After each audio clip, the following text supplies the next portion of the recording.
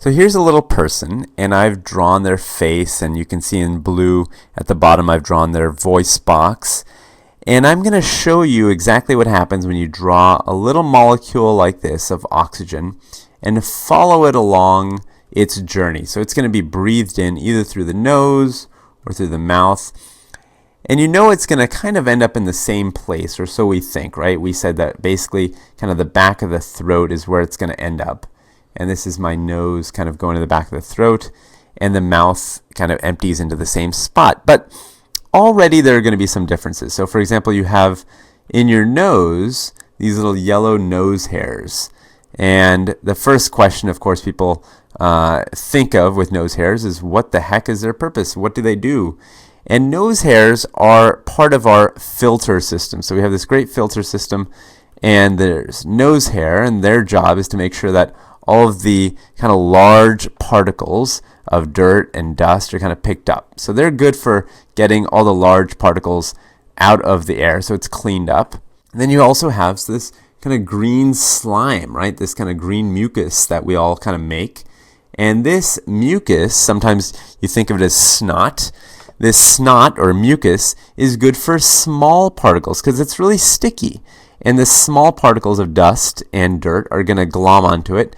And so that is our way of kind of cleaning up the air so that when we breathe in through our nose, the air is basically clean, or at least cleaner than it would be otherwise. And so, of course, if you compared nose air, or the air that you breathe in through your nose, to air that you breathe in through your mouth, the mouth air will be, of course, a little dirtier because they didn't have that nice filter system.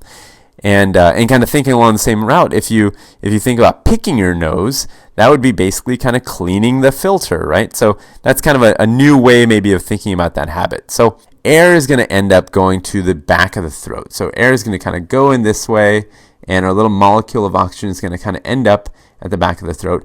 And another kind of interesting difference is that already that oxygen molecule and the air around it is going to be slightly different in other ways. It's going to be cleaner if it went through the nose, but either way, nose or mouth, it's going to be warmer and also more moist.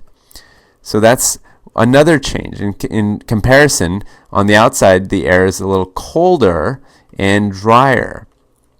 So these are some key differences in terms of what's happening to the air. These are two major differences, right? So now the air, or our little molecule of oxygen, has got a choice. It can either go kind of down one of two paths. One I'm going to draw is going to be into the larynx. This is our larynx right here. And we also call our larynx our voice box. So you might remember that was the name I had mentioned previously. Voice box, or larynx is kind of the more medical word, I guess. And sitting over the larynx is the epiglottis. The epiglottis. And the epiglottis is basically like a lid, kind of protecting the larynx from making sure that food and water don't go into it. Now there's another tube I just alluded to, and it's sitting right here. And this purple tube is our esophagus. So the esophagus is basically, it's fantastic for things like food and water. You want food and water to go down the esophagus because it's going to lead to the stomach. So you want food and water to go that way, but you don't want food and water to go into the larynx. And so you want to make sure that the epiglottis, that lid, is working really well. And if you're swallowing food and water, this epiglottis will literally just kind of close up and protect your larynx. But in this case, that's not happening, right? We're not actually food and water. We're a little molecule of oxygen. So let's follow that molecule a little bit further down. Let's see what happens to it. I'm going to drag up the canvas a little bit, just make a little bit of space. And I want to just stop it right there because I want to show you that the air molecule, or the oxygen molecule, has already kind of made an interesting crossroads. It's actually kind of broken an important boundary. And that's this boundary right here. And on the top of this boundary, I've included the larynx and, of course, all the other stuff we just talked about, the mouth and the nose. And this is considered our upper respiratory tract. So anything above this dashed line is our upper respiratory tract. And then, of course, you can then guess that anything below the line must then be our lower respiratory tract. So this is an important boundary because people will talk about the upper and lower tract, and I want to make sure you know what is on which side. So on the top of it is the larynx and everything above that. And below it is the trachea. Let me label that here. The trachea is right here, the windpipe, or the trachea, and everything below that, which of course mainly includes things like the lungs, but as we'll see, a few other structures that we're going to name. So I'm going to keep moving down, but now you know that important boundary exists. So now let me just make a little bit more space so you can see the entire lungs. You can see the molecule is going to go through the trachea, and actually I have my left lung incompletely drawn. Let me just finish it off right there. So we have our right and left lung, right? These are the two lungs, and our air is going to just kind of slowly pass down. Our molecule of oxygen is going to pass down, and it's going to go either into the right lung or the left lung. Now here I want to make sure I just take a quick pause and show you the naming structure. And the important word of the day is the bronchi, which alludes to one, or sorry, I screwed it up already. The bronchi, which alludes to more than one, sorry about that, and bronchus, which alludes to one. So bronchi means more than one, and bronchus means one. So just keep track of these letters, I and US, okay? So if we say that, for example, we are going into this area right here. Let me just choose a new color so it's really clear. This will be our main. If we go into this spot, let's say our air molecule or our oxygen molecule goes this way, then we would say it's in our left main. I'm just going to underline as I go, left main bronchus. That's what we would call that. And then if it went further, let's say it went down here, then instead of calling it main, I would call it the lobar. That's the word here. So I'd say it's my left lobar bronchus. And then if I wanted to go a little bit further, I could say, well, now this is my segmental.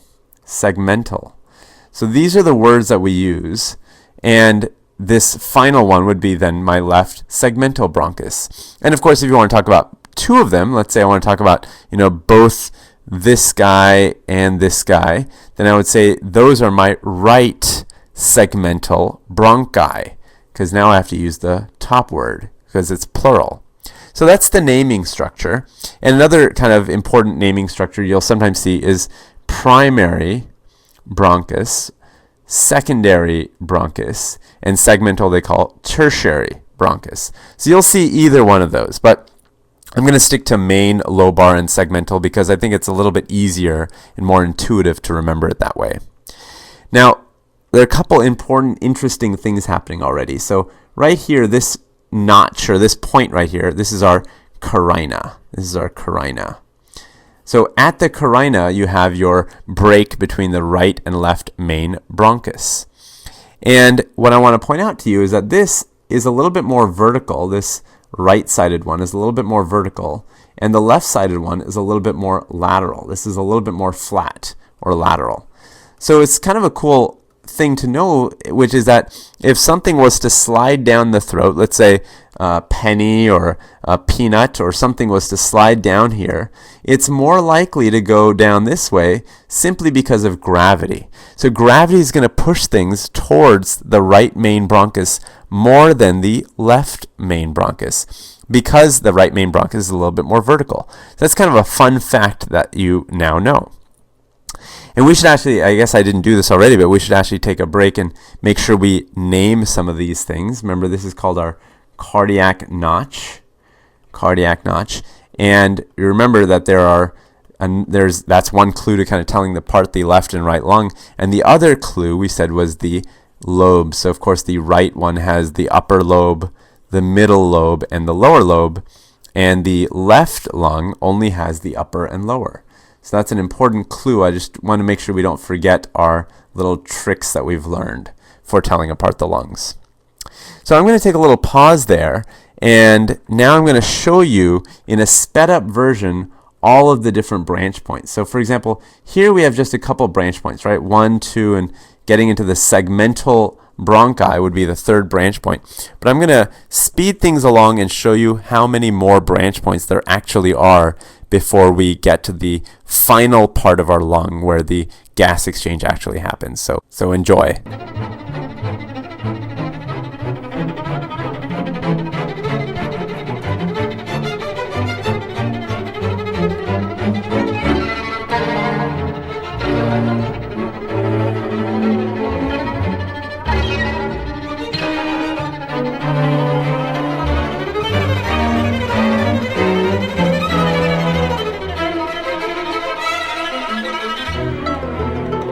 going back to the very point where we left off, we start with kind of a bronchi, right? And we said that there is a naming structure for how to name the bronchi, but that's really just the first 3 branches. And then after the first 3 branches, all of the orange stuff, all of those branches going from branch point 4 all the way down to about branch point 20, those are the conducting bronchioles. So that's the name we give them. They're no longer bronchi, they're bronchioles. And so if you see that word, just keep that in mind, that we're a little bit further along in the lungs. And then after the conducting bronchioles, you get into a few more branch points, and we call them the respiratory bronchioles. And actually the final, I should mention this, the final conducting bronchiole, sometimes you'll see this called the terminal bronchiole. It's that kind of a bad name because terminal sounds like we're done, but actually we're just done with the conducting bronchioles, and we're still kind of going into the respiratory bronchioles. I guess if I'm only pointing to one, I should just probably make it singular. And then finally, you get into the alveolar ducts and the alveolar sac, which is kind of a few alveoli put together. And if it's plural is alveoli, then singular, just talking about one little part of that sac, would be alveolus. So that's where our little molecule of oxygen ends up. And this is kind of where it ends up before it's going to participate in gas exchange. Now, this entire area going from respiratory bronchioles on downwards, this is all called the respiratory zone,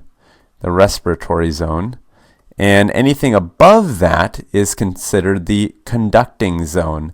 So anything above that, and that really includes not just the conducting bronchioles, but conducting bronchioles, and then all the stuff above it. So all the bronchi, and even the larynx, and the mouth, and the throat, that's all considered part of the conducting zone. So basically, oxygen is going to come in through the entire conducting zone, everything we just talked about, and is going to go down into the respiratory zone. And finally, our little molecule of oxygen is going to be very happy to have finally made it to the very end of the bronchial tree and is ready for gas exchange now.